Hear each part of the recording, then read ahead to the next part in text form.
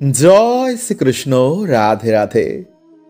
বন্ধুরা, আগামী মঙ্গলবার মানে 14ই জানুয়ারি পালিত হবে 2025 সালের পৌষ সংক্রান্তি বা মকর সংক্রান্তি, যাকে উত্তরায়ণও বলা হয়। এই দিনে সূর্য ধনু রাশি ছেড়ে মকর রাশিতে প্রবেশ করে। শাস্ত্র বলছে যে এই দিন যারা একটু হলো এই খাবারটি খায় তারা সারা বছর ঈশ্বরের আশীর্বাদে সুস্থ এবং আয় উন্নতিতে ভরে ওঠে। এছাড়া এই দিনে কিছু কার্যে বন্ধুরা শনির দশা কাটে, মা লক্ষ্মী ও ভগবানের কৃপায় তাদের আয় উন্নতি বৃদ্ধি পায়, কাজে সুফল আসে এবং সূর্য নারায়ণ দেবের কৃপায় তাদের দুর্ভাগ্য কাটে, মান সম্মান বৃদ্ধি পায় এবং সোমবার মহাদেবের কৃপায় তারা বিশেষ ভাগ্যশালী হন। কারণ এই সোমবার বন্ধুরা পালিত হচ্ছে বছরের প্রথম পৌষ পূর্ণিমা, যা শুরু হচ্ছে আগামীকাল মানে 13ই জানুয়ারি সোমবার দিন সকাল 5টা 3 থেকে পরের দিন 14ই জানুয়ারি মঙ্গলবার দিন ভোর রাত্রি 3:56 পর্যন্ত। ফলে উদয়া তিথি অনুসারে আগামীকাল সোমবার দিনই বছরের প্রথম পূর্ণিমা তিথি পড়েছে এবং পরের দিন 14ই জানুয়ারি মঙ্গলবার দিন পালিত হচ্ছে পৌষ মাসের সর্বশ্রেষ্ঠ পৌষ সংক্রান্তি। তাই দুদিনে বন্ধুরা আমাদের সামান্য কিছু কার্যে 2025 সালে আমাদের জীবনে ভগবান পরম সৌভাগ্যে ভরিয়ে দেন। যেমন এই দিনে সিঁদুরে এই সামান্য জিনিসটি মিশিয়ে দিলে নতুন বছরে তাদের আয় উন্নতি বাড়ে, পরিবারের কল্যাণ হয় এবং সব থেকে গুরুত্বপূর্ণ হচ্ছে যে সংক্রান্তির দিন তুলসী গাছে কোন সামান্য জিনিসটি বাঁধলে সেই ব্যক্তির পরিবার থেকে ভগবান বিষ্ণু এবং মা লক্ষ্মী তাদের দুঃখ দারিদ্রতা হরণ করে নেন। এছাড়াই পৌষ সংক্রান্তির দিন যদি কুকুর বা কাককে এই সামান্য জিনিসটি খাইয়ে দিতে পারেন তো নতুন বছরে বন্ধুরা আপনাদের ওপর শনি বাধা পড়বে না, সকল কাজেই আপনাদের সফলতা আসবে, পরিবারে সুখ শান্তি বজায় থাকবে। তাই এই দিনে আপনারা কি করবেন, কোন ভুলগুলো আপনারা ভুলেও করবেন না, এই দিনে কি আপনারা খাবেন, এই দিনে কি দান করা শ্রেষ্ঠ জানতে বন্ধুরা ভিডিওটি অবশ্যই কিন্তু পুরো দেখবেন। বন্ধুরা, বাঙালিদের একটি বিশেষ উৎসব হলো এই মকর সংক্রান্তি। পৌষ মাসের শেষে পালন করা হয় এই মকর সংক্রান্তি। এই দিন সূর্য ধনু রাশি ছেড়ে মকর রাশিতে প্রবেশ করে, তাই এই দিনকে মকর সংক্রান্তি বা উত্তরায়ণ বলা হয়। এই বছর মকর সংক্রান্তি অনুষ্ঠিত হবে 14ই জানুয়ারি। এই দিন স্নান ও দানের এক বিশেষ মাত্রা রয়েছে। এই দিন দান করলে জীবন থেকে অনেক বাধা, আর্থিক সমস্যা দূর হয়। তাই বন্ধুরাই মকর সংক্রান্তিতে অবশ্যই কাক ও কুকুরকে এই একটি খাবার খেতে দিন। এই খাবারের ফলে আপনার দুর্ভাগ্য তারা নিয়ে নেবে। আর ভিডিওতে আপনাদের বলবো এই দিন কি দান করা সর্বশ্রেষ্ঠ মানা হয়। তো নমস্কার বন্ধুরা, আমি রাজু আর আমাদের চ্যানেলে আপনাদের স্বাগত। তার আগে বন্ধুরা ভিডিওটি একটি লাইক করে কমেন্ট হর হর মহাদেব ও জয় শ্রীকৃষ্ণ অবশ্যই লিখুন। বন্ধুরা, মকর সংক্রান্তির পূর্ণ লগ্ন শুরু হবে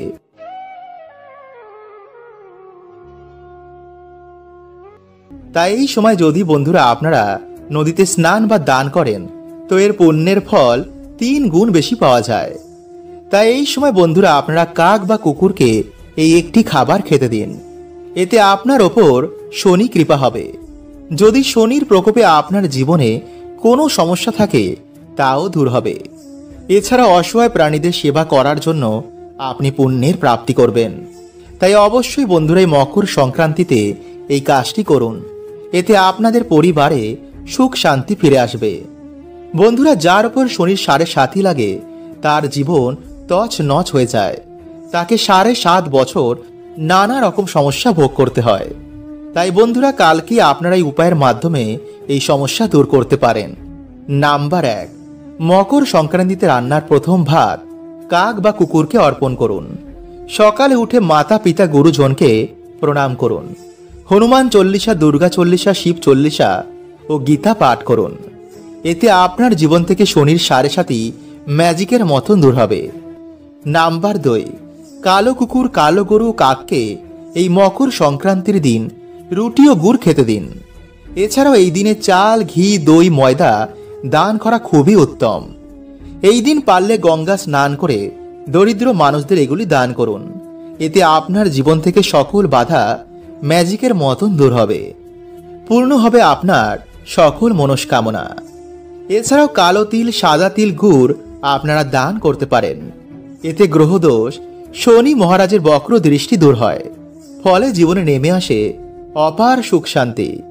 বন্ধুরা, মকর সংক্রান্তির দিন ঘি, গুড়, কম্বল, খিচুড়ি, উড়দ ডাল, বিউলির ডাল, তিল, লাল বা হলুদ বস্ত্র, চিনি কোনো গরিব দুঃখীকে দান করলে বা কোনো পশু পাখিকে এই দিনে অন্ন দান করায় মানুষেরা নিজের সাথে সাথে তাদের মৃত পূর্বজের আত্মারও উদ্ধার করে দেয়।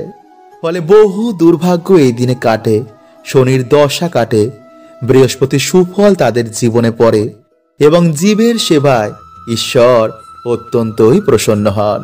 ফলে এই দিনে এই কার্যে তাদের মনোবাসনাও পূর্ণ হতে পারে। নাম্বার 2, বন্ধুরা, এই দিনে ভুল করেও কিন্তু আপনারা কাউকে ঝাড়ু, লোহা, প্লাস্টিকের জিনিস, ধারালো জিনিস, সিঁদুর, কোনো আমিষ জাতীয় খাবার বা সন্ধ্যের পর কিন্তু আপনারা টাকা, লবণ, দুধ মানে কোনো সাদা জিনিস কিন্তু কাউকে দান করবেন না বা ধার দেবেন না। নাম্বার 3, বন্ধুরা, এই দিনে ভুল করেও কিন্তু আপনারা দূরে কোথাও বাড়ি থেকে যাত্রা করবেন না এবং বাড়ি থেকে ভুলেও কিন্তু কাউকে তাড়াবেন না, এমনকি পশু পাখিদেরও। নাম্বার 4, বন্ধুরা, এই দিনে স্নান না করে কিন্তু আপনারা কোনো খাবার খাবেন না। তাই সকাল সকাল আপনারা এই দিনে স্নান করে বাড়িতে ভগবান বিষ্ণু বা মা লক্ষ্মীর আপনারা আরাধনা বা পুজো অর্চনা দিন। পারলে এই দিনে অবশ্যই আপনারা কোনো নদীতে গিয়ে কিন্তু স্নান অবশ্যই করুন, কারণ এই দিনে বহু দেবী দেবতারা নদীতে স্নান করতে আসেন।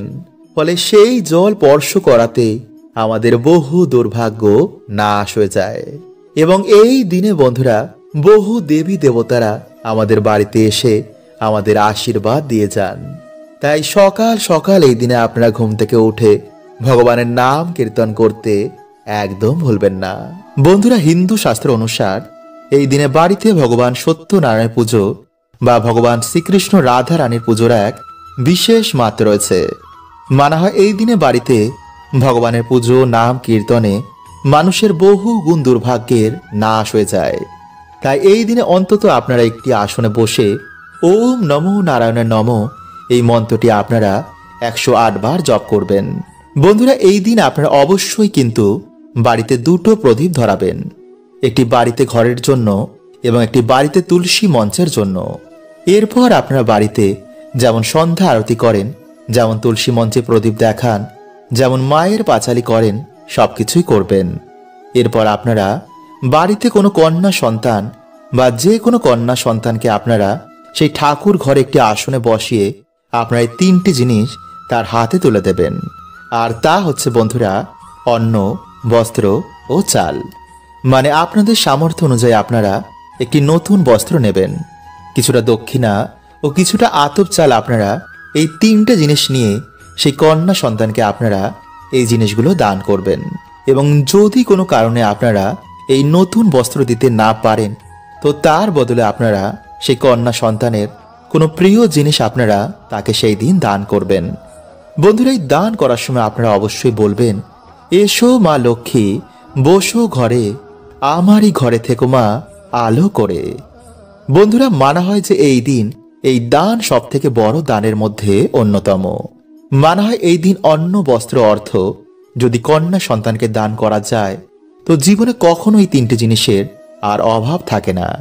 তাই এই দিন বন্ধুরা আপনারা কিন্তু অবশ্যই কোনো কন্যা সন্তানকে এই অন্ন, বস্ত্র, অর্থ দান করার চেষ্টা করবেন। বন্ধুরা, বাড়িতে এই দিন ঠাকুরকে কোনো ভোগ না দিয়ে কিন্তু আপনারা কোনো রকম খাবার খাবেন না। তাই সকাল সকাল আপনারা স্নান করে ভগবানের পুজো অর্চনা করার পর ভগবানকে ভোগ দেওয়ার পরই আপনারা প্রসাদ রূপে তা বাড়িতে সকলে গ্রহণ করে দিনটি শুরু করুন। নাম্বার 2, বন্ধুরা, এই দিন আপনার স্নান করে আসার পর সূর্য নারায়ণ দেবকে কিন্তু জল অবশ্যই অর্পণ করুন।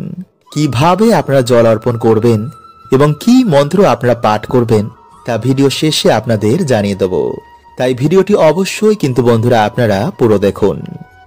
নাম্বার 3, বন্ধুরা, এই দিন আপনারা বাড়িতে কোনো রকমের আমিষ রান্না করবেন না এবং খাবারে যদি আপনারা এই দিন কালো তিল মিশিয়ে খাবার খেতে পারেন তাহলে তো খুবই ভালো। নাম্বার 4, বন্ধুরা, এই দিনে আপনারা কারোর সাথে কোনো রকমের ঝগড়া ঝামেলা করবেন না, কারণ মনে এই দিনে আপনারা কোনো রকমের দুঃখ দেবেন না।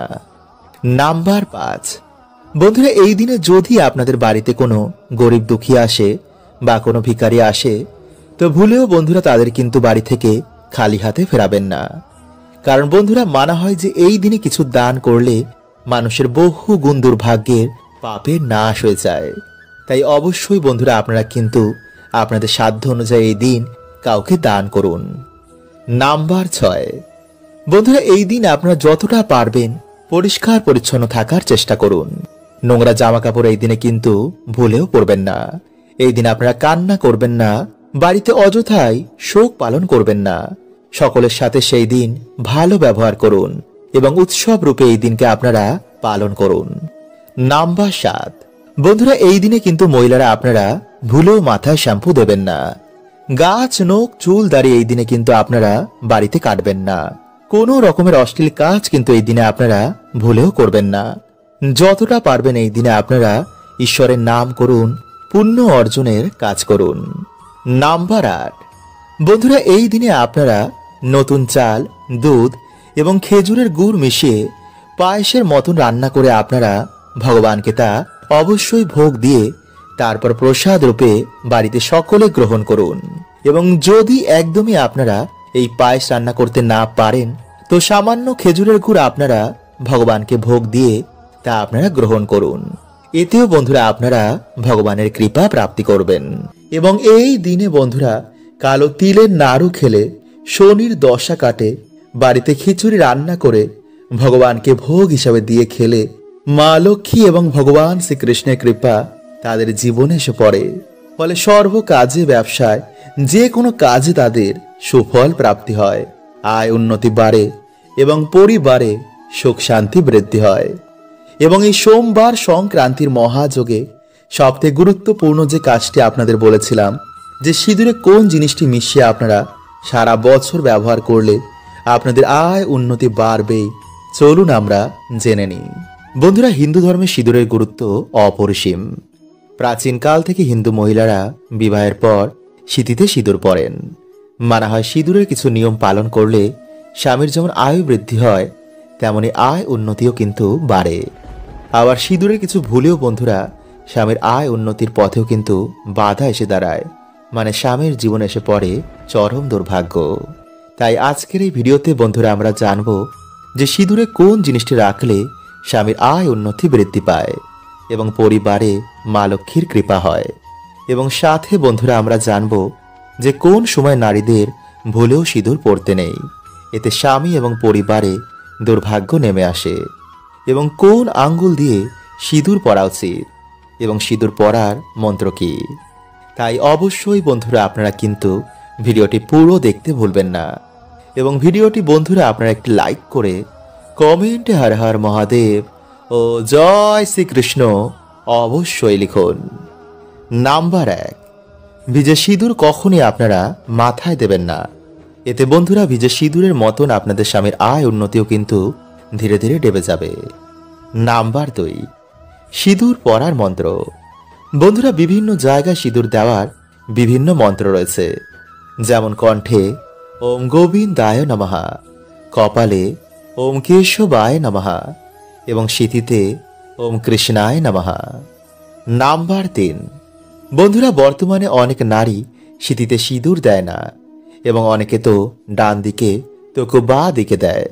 কেউ কেউ তো আবার সিঁদুরের জায়গায় অন্য কসমেটিক্স ব্যবহার করেন। কিন্তু বন্ধুরা এমনটা করা কিন্তু মোটেও উচিত নয়, কারণ বন্ধুরা সিঁদুর হচ্ছে মা লক্ষ্মীর প্রতীক। এটি স্বামীর কল্যাণের জন্য, বাড়িতে আয় উন্নতির জন্য, বাড়িতে মা লক্ষ্মীর বসবাসের জন্য আমাদের পরা উচিত। নাম্বার 4, কোনো দ্বিতীয় ব্যক্তির কেনা টাকায় কিন্তু আপনারা সিঁদুর পরবেন না এবং নিজের সিঁদুর আপনারা কারোর সাথে শেয়ার করবেন না। এছাড়া আপনারা কোনো বিধবা মহিলাদের সামনেও কিন্তু সিঁদুর পরবেন না। এতে বন্ধুরা তাদের দুর্ভাগ্য আপনারা না জেনেই আপনাদের জীবনে ডেকে আনবেন। নাম্বার 5, হাত থেকে সিঁদুর পড়ে গেলে আপনারা কি করবেন? বন্ধুরা, শাস্ত্র বলছে যে হাত থেকে সিঁদুর পড়ে যাওয়া মোটেও কিন্তু কোনো শুভ সংকেত নয়। তাই এই সময় আপনারা একটু সাবধানে থাকবেন এবং সেই সিঁদুরের ওপর আপনারা কিছুটা তেল ফেলে দেবেন এবং কাপড় দিয়ে সেই তেল আপনারা সে সিঁদুর সমেত ভালো করে মুছে একটি গাছের গোড়ায় গিয়ে তারপর সে কাপড়টি ফেলে দেবেন এবং মা লক্ষ্মীর কাছে আপনারা সেই কার্যের জন্য ক্ষমা চেয়ে নেবেন। নাম্বার 6, স্বামীর উন্নতির জন্য, বাড়িতে সুখ শান্তি বৃদ্ধির জন্য আপনারা মাতা পার্বতীকে বা মাতা দুর্গাকে কিছুটা সিঁদুর অর্পণ করে সেই সিঁদুর থেকে আপনারা কিছুটা সিঁদুর নিয়ে নিজেদের সিঁদুরে মিশিয়ে সেই সিঁদুর আপনারা স্বামীর কল্যাণের কথা ভেবে আপনারা প্রত্যেক দিন স্বামীর উন্নতির কথা চিন্তা করে ব্যবহার করবেন। এছাড়াও যদি বন্ধুরা আমাদের বাড়িতে কেউ মারা যায়, মানে ওষুধ চলাকালীন সেই সময় বাড়ির মহিলাদের সিঁদুর ব্যবহার করতে নেই এবং তর্জনী আঙ্গুল দিয়ে সিঁদুর পরলে বাড়িতে শান্তি বাড়ে এবং মধ্যমা আঙ্গুল দিয়ে সিঁদুর পরলে স্বামীর আয়ু বৃদ্ধি হয়। তাই চলুন বন্ধুরা, এবার আমরা জেনে নিই যে কালকের দিনে আপনারা তুলসী গাছের গোড়ায় কি বাঁধবেন যাতে আপনাদের সকল মনোবাসনা পূর্ণ হয়। নাম্বার 1, বন্ধুরা, শাস্ত্রের অনুসার নিত্য তুলসী মায়ের পুজো অর্চনায় মানুষের দুর্ভাগ্যে নাশ হয়, কারণ তুলসী মাতা হচ্ছে ভগবান বিষ্ণুর পত্নী। তাই আপনারা কালকের দিনে একটি লাল ওড়না যা দেবী মাকে অর্পণ করা হয় তা এনে আপনাদের মনোবাসনা বলে তা তুলসী গাছে জড়িয়ে দিন। যদি আপনারা কালকের দিনে এটি করতে না পারেন তো আপনারা যে কোনো বৃহস্পতিবার বন্ধুরা এটি করতে পারেন। নাম্বার 2, বন্ধুরা, যারা এটি ব্যবস্থা করতে পারবেন না তারা একটি পরিষ্কার হলুদ সুতো নেবেন এবং সেই সুতোটি নিয়ে আপনারা তুলসী গাছের গোড়ার সামনে গিয়ে দাঁড়িয়ে নিজের মনোবাসনা বলে ওম নমো ভগবতে বাসুদেবায় নমঃ এই মন্ত্রটি জপ করার পর সেই সুতোটিতে আপনারা 21টি বা 11টি গিঁট দেবেন এবং সেই সুতোটি আপনারা তারপর তুলসী গাছে বেঁধে দিন। যখন আপনাদের মনোবাসনা পূর্ণ হবে তখন সেই সুতোটি বন্ধুরা আপনারা খুলে কোনো জলাশয়ে ভাসিয়ে দেবেন। কিন্তু বন্ধুরা, এই প্রক্রিয়াটি যে আপনারা করেছেন তা কাউকে বলবেন না এবং যেই দিন আপনারা করবেন সেই দিন আপনারা অবশ্যই নিরামিষ আহার গ্রহণ করবেন। কোনো রকমের মদ্যপান, নেশাভান সেই দিন আপনারা করবেন না। পরিষ্কার জামা কাপড় পরে হাত পা ধুয়ে তবেই কাজটি করবেন। হরে কৃষ্ণা। ওম নমঃ শিবায়।